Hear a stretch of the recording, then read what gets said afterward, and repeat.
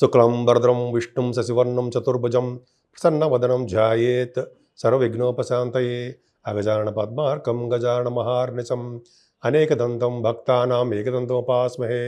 ఓం గం గణపతయే నమః. ఓం శ్రీమాత్రే నమః. ఓం శ్రీ గురుభ్యో నమః. వీడియోలు చూస్తున్నటువంటి మీ అందరికీ కూడా పేరు పేరున నా హృదయపూర్వక నమస్కారాలు. నా పేరు వాడ్రి ఆదినారాయణరావు.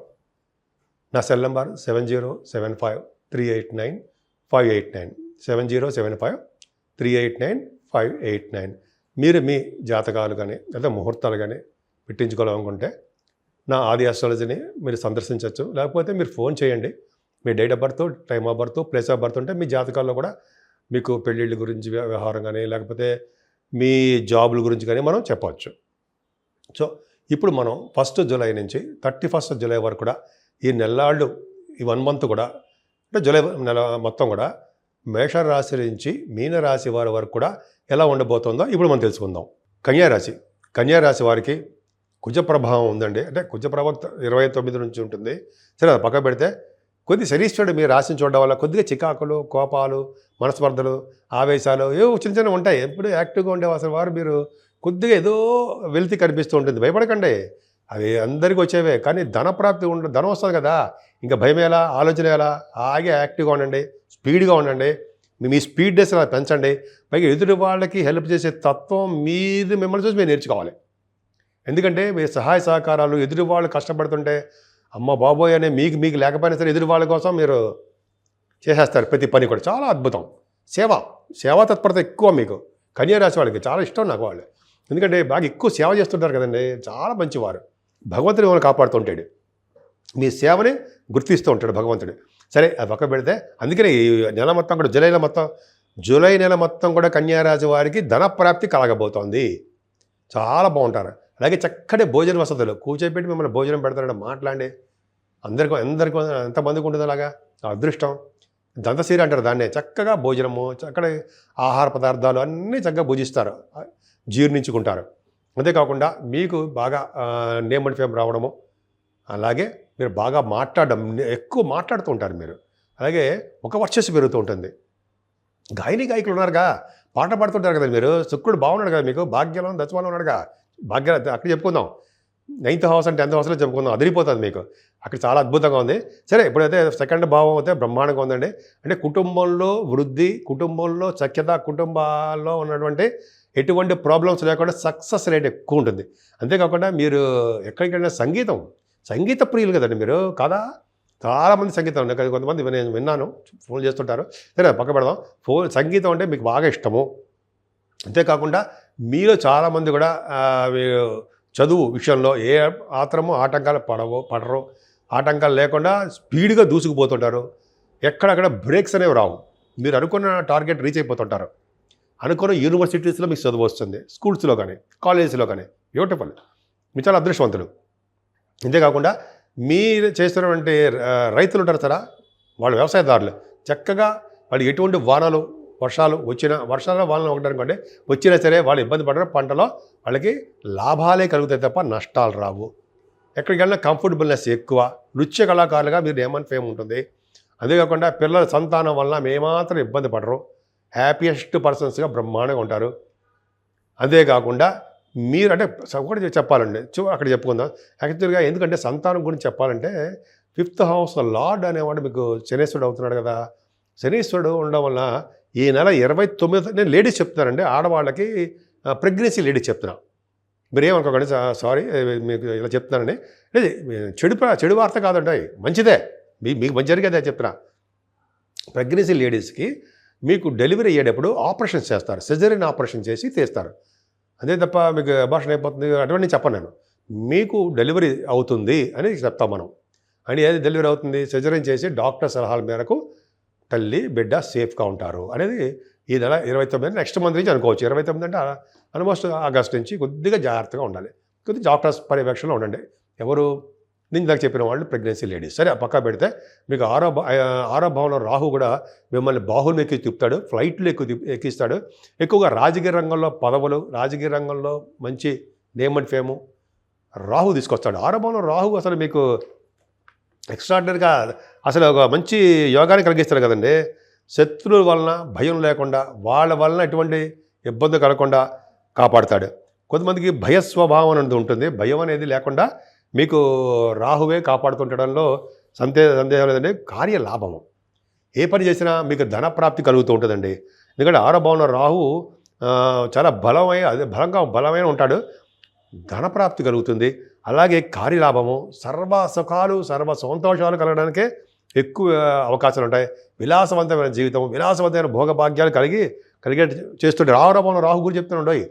అందరికీ కాదు, అంటే మీ జాతకాల రీత్యా ఈ కొంతమందికి రిఫ్లెక్షన్ ఉంటుంది అనమాట. ఇది చెప్పేది రిఫ్లెక్షన్, మన మీద ప్రభావం, విశేషమైన ధైర్యం.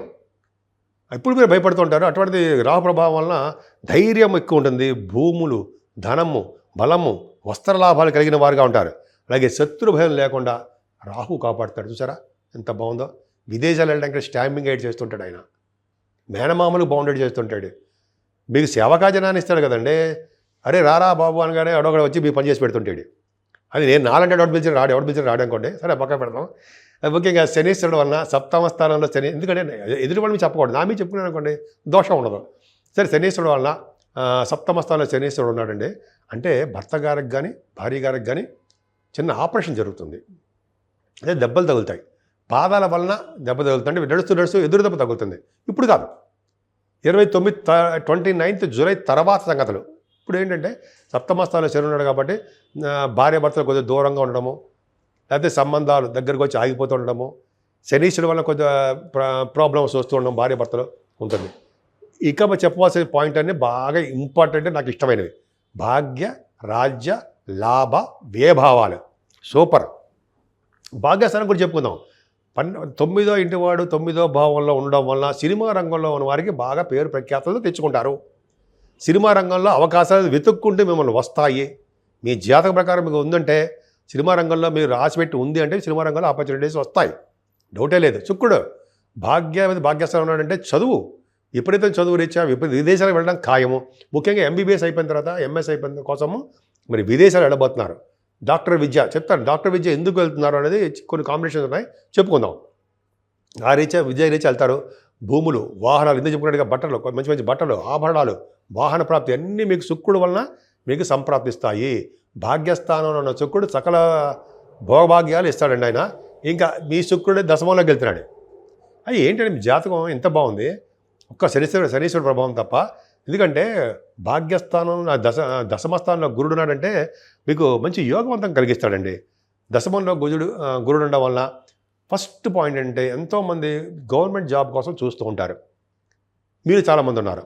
గవర్నమెంట్ జాబులు రావడానికి అవకాశాలు ఎక్కువ దశమంలో గురుడు ఉండడం వల్ల. దశమంలో గురుడు ఉన్న కొన్ని కాంబినేషన్స్ అనేది చెప్పుకుందాం. దశమంలో శుక్రుడు గురించి చెప్పుకుందాం అండి. ఫస్ట్ గురువు గురించి గురుగారి గురించి చెప్పేసుకుందాం.